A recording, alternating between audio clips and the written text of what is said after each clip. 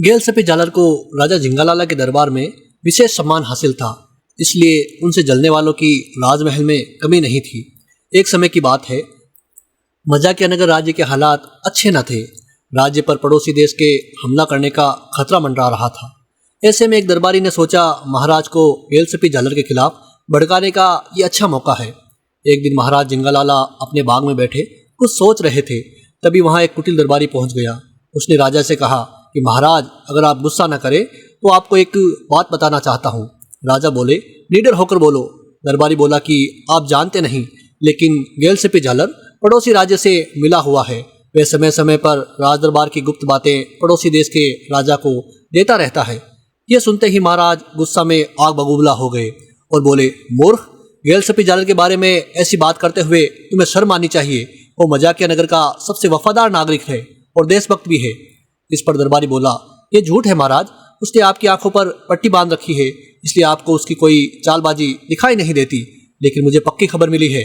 दरबारी के इतना विश्वास के साथ कहने पर राजा को भी थोड़ा थोड़ा गेलसपी जालर पर शक होने लगा।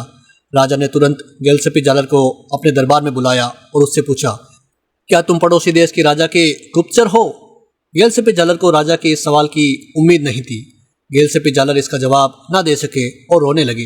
राजा ने कहा, तुम्हारी चुप्पी का मतलब यह है कि जो हमने सुना है वह सच है। गेलसपी जालर बोले, महाराज, मैं आपसे क्या कह सकता हूँ, आप मुझे अच्छी तरह जानते हैं, इसलिए आप जो चाहे निर्णय ले सकते हैं।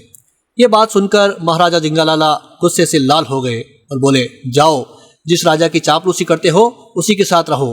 मजाकियानगर राजे तुम्हें छोड़ना होगा। राजा के मुंह से ऐसे कठोर वचन सुनकर गेलसपी जालर वहां से चले गए।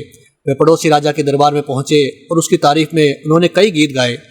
गेलसपी जालर की प्रशंसा से राजा बहुत खुश हुआ और उससे उसका परिचय मांगा। गेलसपी जालर ने कहा, मैं मजाकियानगर के राजा जिंगालाला का निजी सचिव हूँ। राजा बोले, मजाकियानगर तो हमारा दुश्मन है, फिर तुम वहाँ के निवासी होकर मेरे दरबार में कैसे चले आए? क्या तुम्हें डर नहीं लगता?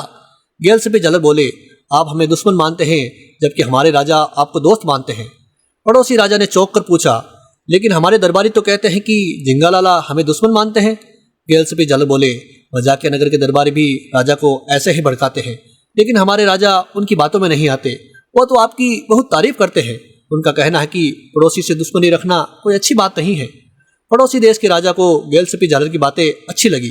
वो बोले, कहते तो तुम ठीक हो, लेकिन हम तुम्हारी बात कैसे मान लें? गेलसपी जालर बोले, मैं खुद उनका निजी सचिव हूँ और उन्होंने मुझे शांति प्रस्ताव के लिए भेजा है। पड़ोसी राजा को गेलसपी जालर की बात पर यकीन हो गया और बोले, तो अब हमें आगे क्या करना चाहिए? गेलसपी जालर ने सलाह दी कि एक संधि पत्र और कुछ उपहार मजाकियानगर राज्य पहुंचाए जाए और आगे बढ़कर मजाकियानगर से मित्रता स्वीकार की जाए। राजा को गेलसपी जालर का सुझाव बहुत पसंद आया। उन्होंने उपहारों की तैयारी शुरू करवा दी। उधर राजा जिंगालाला को गेलसपी जालर की बेगुनाही का पता चल गया और वो अपने व्यवहार पर बहुत पछता रहे थे। अगले दिन उन्होंने देखा कि दरबार में गेलसपी जालर और पड़ोसी राजा के दूत संधि का प्रस्ताव लेकर हाजिर थे। उनके साथ बहुत से उपहार भी थे। राजा ने गेलसपी जालर को प्रेम पूर्वक देखा। उन्हें मन में विश्वास हो गया कि दुश्मनी को दोस्ती में बदलने का काम सिर्फ गेलसपी जालर ही कर सकता है।